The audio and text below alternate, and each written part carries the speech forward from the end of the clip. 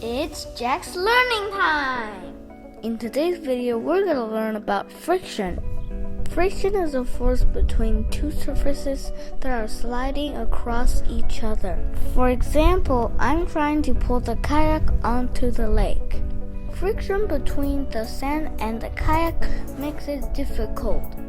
I can do it! Friction occurs because there's no surface is perfectly smooth.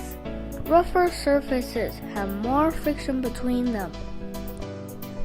Friction always slows a moving object down, but it could be a good or bad effect, depends on what result you want.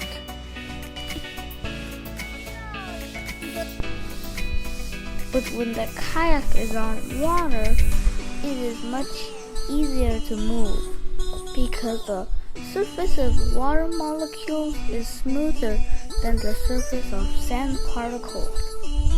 So the smoother the surface, the less friction. Today, I wear my swimming suit. The swimming suit helps me swim very fast.